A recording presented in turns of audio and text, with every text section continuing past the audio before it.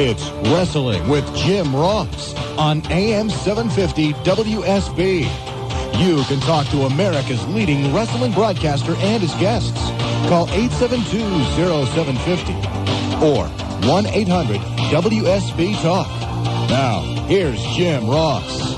Thanks very much, and welcome everyone to the program. It's a beautiful, crisp night here in Atlanta, 51 degrees right now here in Atlanta, Georgia. And we're going to have a very exciting program here tonight. Not only are we going to be taking your calls and talking about what you choose to talk about in the world of professional wrestling, especially as it relates to World Championship Wrestling, but we're also going to be talking a little bit later in the broadcast to a man that certainly has been influential in my career and a guy that I watched when I was a younger guy watching wrestling, and we'll be talking to Gordon Solie. And I don't think there's any announcer in the business today that cannot say that Gordon has not affected them in some way and influenced their career. We're going to be talking to Gordon Solie in just a few moments. I do want to remind all of our fans in the Atlanta area that tomorrow night we'll be at a national television taping at the Center Stage. Now, the last several Saturday night TBS shows have originated from the Center Stage. If you watch those, you can see that there's really not a bad seat in the house. I understand that tickets are available for tomorrow night's taping. It normally is pretty packed. So we hope that you can be a part of that situation. I know the tickets are very fairly priced, available at the Center Stage box office and all Ticketmaster outlets. And the taping's going to start promptly at 7 o'clock tomorrow night. Sting will be at that taping because one of the matches signed for tomorrow night's national television taping will be Sting and beautiful Bobby Eaton taking on Abdullah the Butcher and Cactus Jack, one of many, many great matches at tomorrow night's TV taping. And I hope you'll be with us because I have seen the lineups, and it's really going to be an impressive lineup tomorrow night at Center Stage. And then this Saturday night, WCW will be live in the Omni on a very special Saturday night event. And I really think that's the result partly in the calls that you fans have made, because you've made the calls over the last several months about why doesn't WCW have events on Saturday night. Well, this Saturday night, 8 o'clock, big one in the Omni. The first 2,000 kids get their picture taken absolutely free with a WCW star. Good seats for that event are still available at all Ticketmaster outlets. And the day of the event, which will be Saturday, they will be available at the Omni box office. And then, as if that weren't enough, on Sunday, October 27th, 3 weeks from tonight, Halloween Havoc exclusively on pay-per-view. The phone number for information is 1-615-266-7469. I'll give that to you a little bit later in the program, as well as right now, 615-266-7469. That is a Monday through Friday number for the UTC Arena box office for information on how you can get tickets. We've also got our trivia contest coming up a little bit later in the program. And if you have read the latest edition of WCW Magazine, then you should be able to answer the trivia question. And remember, if you won the trivia contest in the past, I'll ask you not to enter tonight. And the winner tonight will receive the Stomp Collection from Impel Marketing and 6 tickets, choice primo tickets to the Omni on Saturday night. I'm going to mail those out to you tomorrow. But right now I'm going to go to the phones. Gordon Solie, are you there? I sure am, Jim. How you doing? I'm fine. Thanks for being with us tonight. I know we're talking to you from your home down in Tampa. You had an exciting day today, 14-13, Tampa over the Eagles. Yeah, well, miracles still do happen, and it's curious that Chris Chandler did come in and turn the tide. And I don't mean to reflect back on Alabama and Ray Perkins' unfortunate career down here in Tampa, but Chandler did a good job. Well, that's good. I know Testaverde been under a lot of heat down there, and there was some doubt on TV tonight that he was as injured as as it appeared to be. But in any event, we're happy to have you with us, and you made the Sunshine State your home for quite some time, have you not? Yeah, I came down here in 1950, and just never wanted to leave. You came there from? Did you come there from Minnesota, Gordon? Yeah. Mm-hmm. That's quite a cultural shock, I would assume. Well, it was, but my dad, all of my early life, my dad talked about owning a summer resort in northern Minnesota and then buying a motel in Florida for the winter. And he was in general insurance, and he was in the process of doing both at the time that he passed away, and I was down here negotiating a situation for him in regards to a motel. And I said, well, by golly, if that's something that he always wanted all of his life, there had to be a reason for it. And I came down here, and I've been here ever since. It's a beautiful place, and I know you've seen the. We were talking earlier today about your first sojourn into the sport was as a ring announcer, and that started in 1950. Yep, exactly, with Cowboy Luttrell. Ring announcing is, of course, we've got one of the greatest in the sport right now in Gary Capetta, but that can get a little bit dangerous at times, especially when the guys get a little bit testy, shall we say. Yeah, well, that's an absolute fact. In fact, the matter is, earlier today when we were talking, Bonnie Watson and her husband, Stu Schwartz, were here for dinner. Bonnie, of course, is a former World Tag Team Champion in the ladies' division, along with Penny Banner. And they're neighbors of ours, and they came down for dinner, and we had a delightful time hacking over some old times and all of that. And we were talking about some of the incidents that happened, like the time when I got body slammed when I was ring announcing, and I introduced Iron Mike DiBiase the wrong way, and he took offense to it and slammed me in the middle of the ring. Iron Mike, of course, a great. He was a Big 7 champion. That was before the Big 8 was created there at Nebraska. Right. And, of course, his son, Ted DiBiase, following very, very, very well in his father's footsteps. You know, you've had to see so many great, the legends. And it's funny, fans, when we go to these pay-per-views and we have meetings with all the announcers, and all of us young guys are saying how this guy was great and this guy was great, and Gordon kind of sits in the back and sometimes and absorbs all this us guys. And it's like, well, look, let me tell you one. It's like... my point is that you've seen them all, and we've just heard about some of them. I never got to see Lou Thez in his prime, and I'm sure you saw Lou Thez many, many times in his prime. Oh, no question about that. Lou Thez, when Lou had come to town, to Tampa, and the champion always made a swing around the United States, as our champion does, and Lou had come to town, and Pete Norton was the sports editor of the Tampa Tribune. We would always call Pete about a week ahead of time and say, Lou will be in town next week. And Pete would say, fine, I'll line up a golf game. And they'd go out to Palma Seca Golf and Country Club in Tampa, which is the exclusive club. And they would always play golf. And, of course, it always came out with a tremendous column from Pete Norton about the exploits of Lou Thez, who was one of the all-time greats. One of the all-time greats, no doubt about it. And of course, I'm speaking to one of the all-time greats. Fans, this is AM 750 WSB, Jim Ross, and speaking with Gordon Solie. We'll be taking your calls just a little bit later in the broadcast. Gordon, I mentioned at the top of the program that 3 weeks from tonight, and we're going to be in Chattanooga, Tennessee for the Halloween Havoc pay-per-view. There's been a great deal of pre-match build-up and hype, if you will, over the Ron Simmons Lex Luger matchup for the World's Heavyweight Championship. I know that you were living in Florida and were in the wrestling business and the sport of wrestling when both those young men made their debuts. As a matter of fact, you were there in Tampa, if I'm not mistaken, when both men originally came there and wanted to be trained. Yeah, that's a fact, Jim. In fact, the matter is, may I just preface what I'm going to say about both of these guys by saying that 20 years from now, we will be talking about the Lex Lugers and the Ron Simmons of the wrestling profession in the 90s.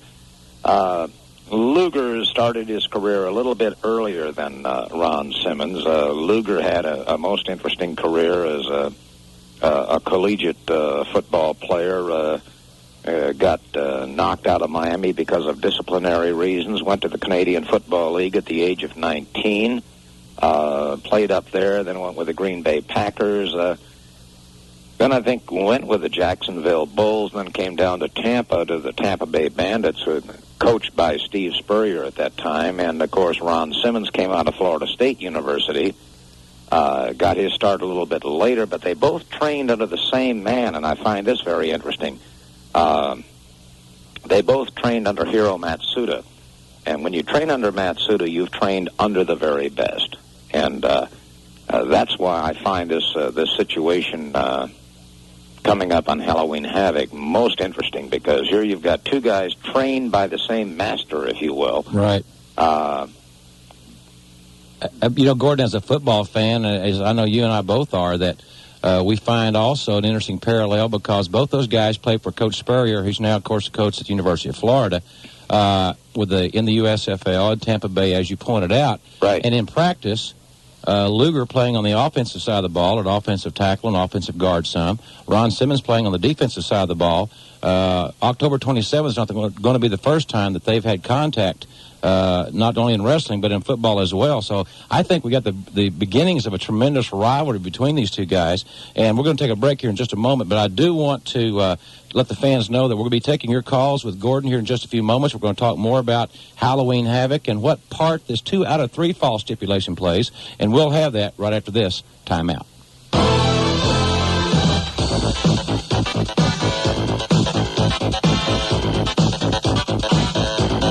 And welcome back, everyone, to AM 750 WSB, where I'm having a little problem with our telephone here, and I've temporarily lost Gordon. So if anybody's seen Gordon floating around out there on the wires of life, please have him call the station. We're going to get back in touch with Gordon here in just a few moments. I am going to take your calls here in just a second, and we do have no open lines available, but do try to keep calling. 872-0750, our long-distance number is 1-800-WSB-TALK.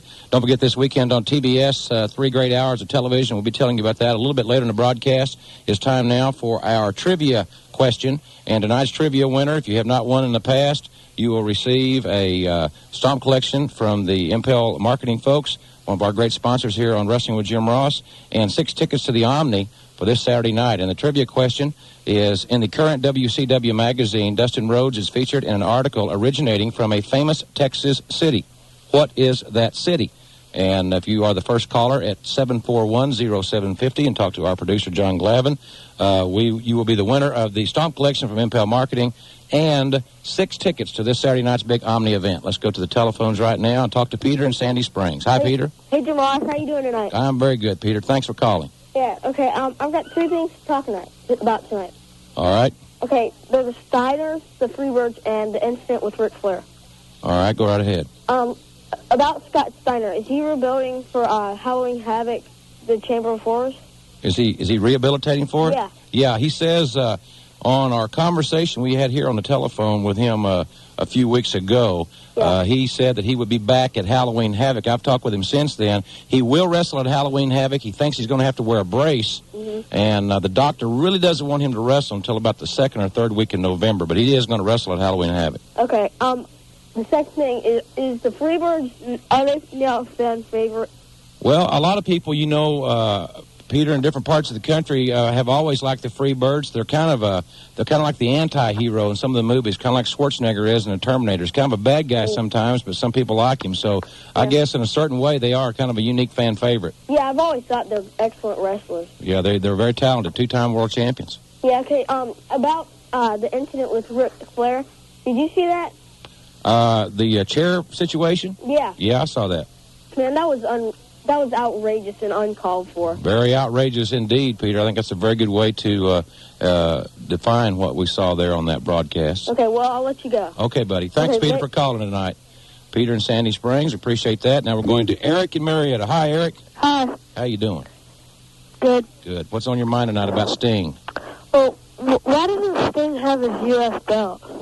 Why doesn't he have it? Yeah. I haven't seen him with it. Oh, you haven't? Well, he's had it on several broadcasts. I don't think there's any problem there. That belt is still here in WCW land, so it's not floating around somewhere else. All right. Thanks, Eric, for calling tonight up in Marietta. Going down the telephones to talk to Brad. Hi, Brad. Hi. How you doing tonight? Fine. What's going on, buddy? I have 2 questions for you. First is, why is everybody in the WCW turning bad? Why is everybody turning bad? Yeah, like Lex Luger. Well, I tell you, Brad, if unfortunately the fans don't have the opportunity sometimes to really know these guys, and Lex Luger's a very unique person. He's a very complex individual. I'm saying it very politely and trying to be very professional there. He's always been pretty, he's not a real likable person. And so I don't think you're seeing Lex Luger really a lot differently than he really is in a natural, natural state. Thanks. One sec. Okay. Do you know Barry Windham is in the Chamber of Horrors match? That's a great question, and I do not know, but tomorrow night at Center Stage, where we're taping our national TV show, I've requested to interview Barry, and I'm going to ask Barry that exactly. I'm going to find out why he's going to be on that team. I think it's a question a lot of fans want to know, and we're going to ask it tomorrow night at Center Stage. But right now, I don't know. Thanks for calling, and now let's go to Chris. Chris, you're on Wrestling with Jim Ross on AM 750 WSB. Hey, Jim. How you doing, Chris? I have two questions and one statement. Okay, go ahead. Okay, first my statement. I don't think Luger should trust Hughes because there's a big feud between Luger and the Big Cat. Yeah, well, I think they made up because Luger's paying Mr. Hughes a great deal of money to be his bodyguard, so I don't think those two guys have a problem any longer. They seem to be they're a pretty impressive tag team, I can tell you that. Okay, and one of my questions is Bad Street in WCW anymore? Well, I haven't seen Bad Street's name on any of the schedules, so Bad Street may be gone from here. I'm not real sure. I have not seen his name on any of the schedules that I've looked at in the last several weeks, so I really don't know the status of Bad Street. But to my knowledge, he's still with them, but I haven't seen his name scheduled on any events. We're going to one of our long-distance lines and talk to Brian in Winchester, Kentucky. Hi, Brian. Hi, how are you doing? I'm fine. Thanks for calling tonight up there in Kentucky. Okay. I was wanting to ask Gordon, of all the tag teams he saw. Well, let me tell you this, Brian. I'm sorry. Excuse me. I don't mean to interrupt you. I have we're trying to get back in touch with Gordon. Our phone lines got a little bit crossed, and so we are trying to call him back. So he's not on the line right now. Okay, but if he does get on, could you ask him? I sure will. I'll be glad to. Who of the 5 tag teams he's saw and is personally, who he thinks the top 5 are? His top 5 tag teams. Okay. And I have a couple of comments. All right, go ahead, Brian. I think that WCW is the greatest, and I think that behind the Sting situation with the Boxers, I think it's the Ultimate Warrior. Yeah, I had somebody call here a week or two ago and had that Ultimate Warrior rumor. That's an interesting concept, and maybe, hey, you never know. It could be true. He's not wrestling anymore in the WWF, so who knows? Anything else tonight, Brian? No, I think that's it. Okay, buddy. Thank you. Appreciate you calling tonight from Winchester, Kentucky. We're going back to Florida. Unfortunately, it's not Gordon, but Jessica's on the line from Yulee, Florida? Yulee. Yulee. Okay, I'm sorry. Where's Yulee? It's about 20 miles south of Jacksonville. Oh, okay. Good. Well, what's on your mind? Talking about Lex Luger? Uh-huh. I think the man is gorgeous. Mm-hmm. And I'm glad he's the world champion and all, but I don't like him turning bad. Well, he's a very impressive-looking athlete, and I think that a lot of people would agree with you that they wish he would have a little bit more pleasant attitude. I have 3 questions and 2 statements about him. Let her rip, Okay. Jessica. Go Excuse ahead. me? Go ahead. Question number 1 is he married? Yes. The answer is yes? Yes. Oh, man. Question number 2 is he looking for a valet? I don't know. And question number 3, how can I become a valet? You know, that's a good question, Jessica. I don't think I can answer that question. I would, gosh, that would be hard to do. You're just about going to have to maybe have, I don't know really when people become valets. Maybe we should have Missy Hyde on here some night, and she can tell us how she became a valet, or maybe not. Anyway, thanks, Jessica, for calling us tonight from Yulee, Florida. And we appreciate you listening down there. Fans, I do want to tell you, we're going to get Gordon back on the line here, hopefully right after the news. But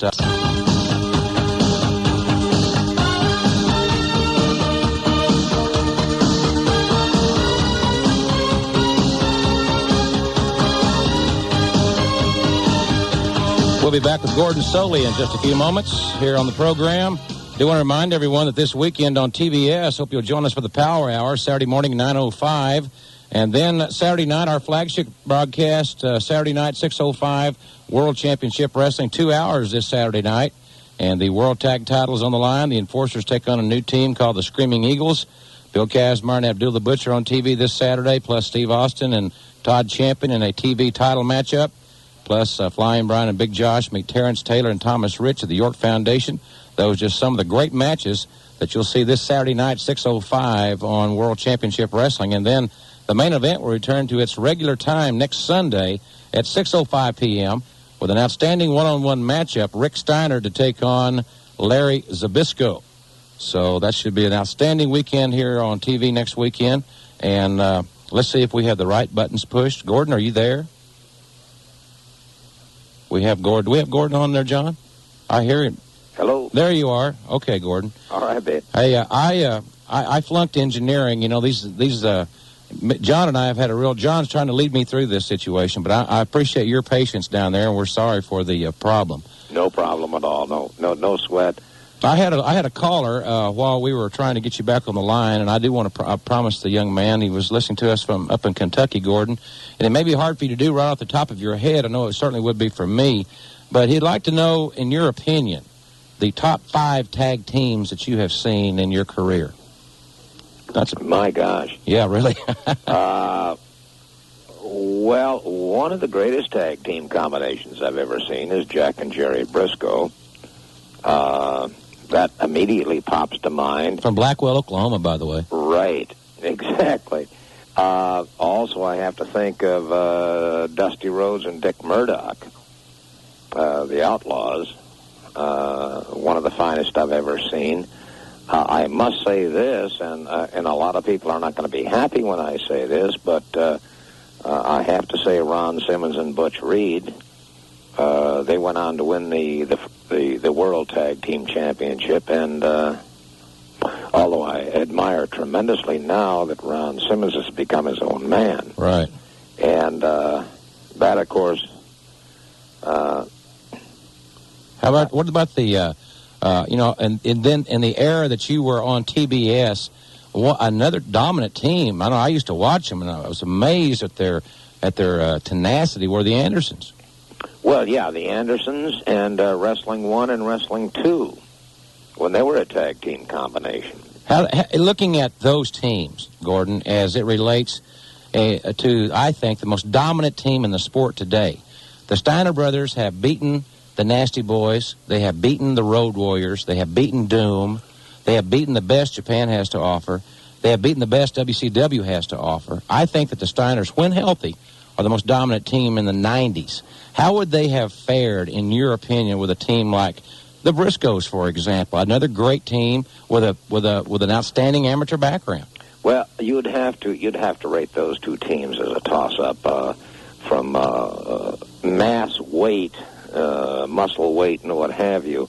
You'd have to give the edge to the Steiners. However, if you looked at the Briscoes from the standpoint of suaveness in the ring, of savoir-faire, then you'd have to go with the Briscoes.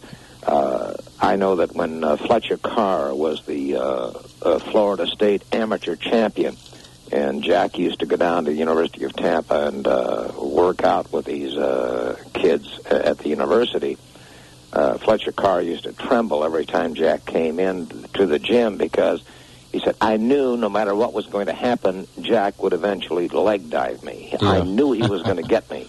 He was a great amateur. Really was a great amateur at Oklahoma State. Let's see, Gordon, if I can make these phones work, and we'll take a call or two here, if it's okay. Okay. All right, hold on. Demetrius? Yes, sir. You're on the phone with Gordon Solie and Jim Ross. How you doing tonight? I'm okay, you? Fine, thanks. What's your question? I'd like to know, when wrestlers being interviewed, what do they say, meet me in the square circle? Where did that old cliche come from? Yes. Well, I think we probably have a man on the other line that could probably tell us the reason for that. Well, actually, the squared circle is just very simply that. You see, wrestling or boxing, either one, used to be done in a circle. It really started back in Ireland when the people would form a huge circle, and then these two opponents would face each other. And eventually they determined, because there was so much outside interference, let's put up some ropes. Let's do something to keep people from interfering. And so the circle became a squared circle. And there's so many interesting stories about various moves. When we talk about basic things, the fireman carry takeover was actually a move that is taught firemen to bring people down ladders. Precisely. And a lot of people are not aware that of some of those things. The fireman carry takeover obviously is a great amateur move, but it got its origin from a non-wrestling environment. Is that right, Gordon? Absolutely. You know, so there's a lot of strange things in that regard. Demetrius, thanks very much for calling us tonight from Clayton County. We're going to a long-distance line now. Let's go down to Charlotte. Hi, Matt. Yeah. How you doing? I'm doing fine, Jim. I have a question about some wrestlers coming into WCW. All right. What do you think the chances are of the Ultimate Warrior, Kurt Hennig? I hadn't seen him in a while, and Kerry Von Erich. Well, I think, Matt, as far as the Ultimate Warrior is concerned, I really don't know what his status is. I think he's officially still employed with the WWF, and as long as that exists, the WCW probably would not want to talk with a person under contract. Kurt Hennig is not wrestling right now because of a very severe back injury, and he may be out of action 6 months to a year, we hear. So he's unable to wrestle for anybody right now, and so you know, it's who was the other one you want to know about? Von Erich. Kerry Von Erich. I haven't seen him in a while. Kerry Von Erich still wrestling the WWF as well, and so you know, as long as those guys are contracted elsewhere, it's a tough thing. And there's a lot of guys. You know, Gordon, this young man Matt's on the line from Charlotte. It's interesting. Matt, are you 14? I'm 15. 15. Gordon's changed so much. Matt probably is like I was at 14. Watches a lot of wrestling, but it's really changed. Guys don't move from one area to the other like they used to, do they? No, it used to be that if you decided you wanted to move, you walked up to the wrestling promoter of that particular area and said, hey, I think I want to go, and I'm giving you 2 weeks. And the guy left. Yeah. Or if a promoter said, hey, I want to move somebody, he'd tell the wrestler, hey, you've got 2 weeks and you're gone. Today we're tied into long-term contracts, and that does make a difference from that standpoint. I don't know whether that's good or bad. The jury's still out on this one. You know, it's like the old days. We speak about that with a great deal of affection, but in the old days, you would have some great rivalries from area to area, and like right now, I'm sure that everybody that's a wrestling fan would love to see Lex Luger wrestle Hulk Hogan somewhere in a winner-take-all match. Why wouldn't they? I mean, they have that scenario in football. It's called the Super Bowl. Mm-hmm. They have that scenario in baseball. It's the World Series, and they have it. They're trying to unify all these various and sundry boxing championships. But because of the big business element in this sport, I don't think that match will ever happen. And it's unfortunate that the promoters on both WCW and WWF would have, would not be trying to negotiate that match if the only reason was for the fans. Well, I don't think you'll ever see that. I shouldn't say you'd never see it, but you will see it eventually. But I think what's going to happen, and of course I have to go back to what's going to happen at Halloween Havoc. You know, you've got two guys here that are such supreme athletes. Let's talk about that. I want to know one thing. Mm-hmm. And you were announcing on TBS and in Florida and around the world in an era of 2 out of 3 fall championship matches. Yeah. Then I've looked at a lot of old tape, and I can tell you, I've seen 2 out of 3 fall matches for the world title that where the title was changed and a new guy won it, but he wouldn't have won it if it hadn't been 2 out of 3. You know what I'm saying? Yeah. I think it gives.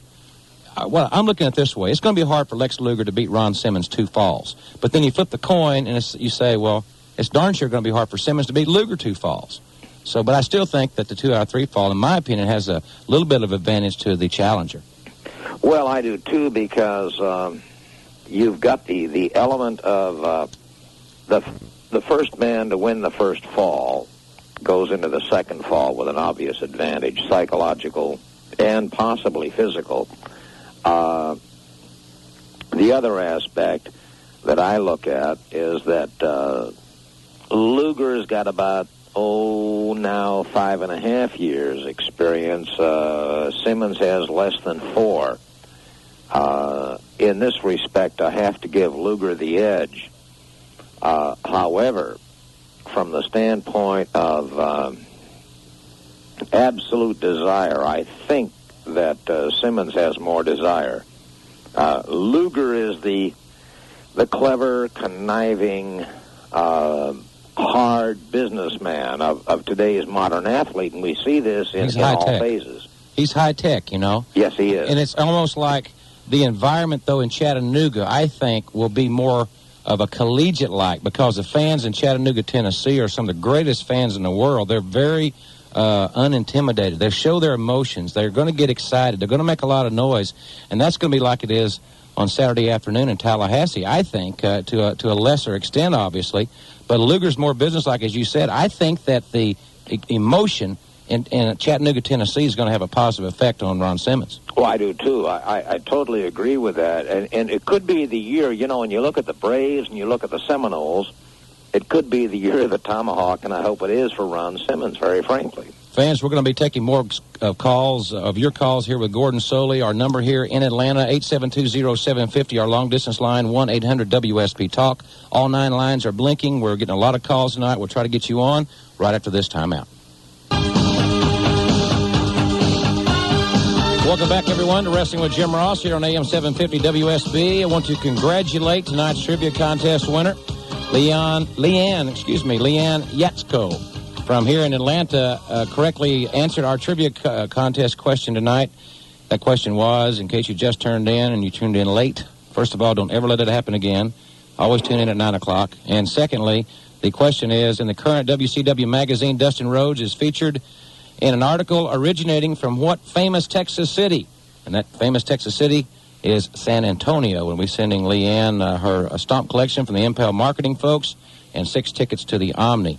Gordon, big event. We were talking about Chattanooga on October 27th, but in 6 days here in Atlanta. And you've been in a lot of great events in Atlanta when you were doing the Saturday night show on TBS. But this Saturday, interesting reunion of sorts, because Dusty Rhodes will be refereeing a tag team match involving Ron Simmons and Barry Windham as they take on Lex Luger and Mr. Hughes.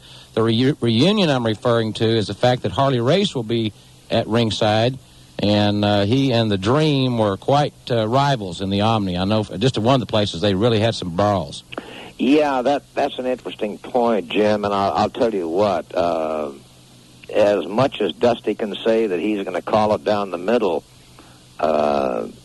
I have a problem believing that, because I have a hunch that ancient rivalry is going to renew itself, and I can only say that I hope that he can be impartial, but I doubt it, very frankly. I'm sure that both those guys will appreciate you talking about their ancient rivalry.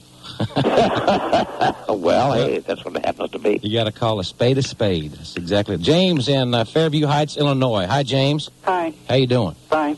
What's on your mind tonight? You have Gordon Solie on one line, and if we can help you, we'd love to do it tonight. Okay. I got this question. My sister wanted to know, is Scott Steiner married? No. Tell your sister that she's still in the running. He's not married. Now, what's your other question? Do you have an athletic question, James? Yeah. Now, is the Steiners going to be wrestling before the Halloween Havoc? No. Not together. Rick Steiner will be wrestling in his matches that he's already signed for, including here this Saturday night in the Omni, because he's going to be in a cage. He and Sting against Abdul the Butcher and Cactus Jack. But the first time that they'll be together will be on the pay-per-view in 3 weeks. Okay? Yeah. Anything else, James? Well, I was just curious. Now, about the Chamber of Horrors, do you have any idea what kind of weapons would be used? We have tried for weeks to get Paul E. Dangerously and Missy Hyatt, our 2 Cub reporters, to go out and find out something about this, and so far they've come up blank, and I think they're going to remain Cub reporters.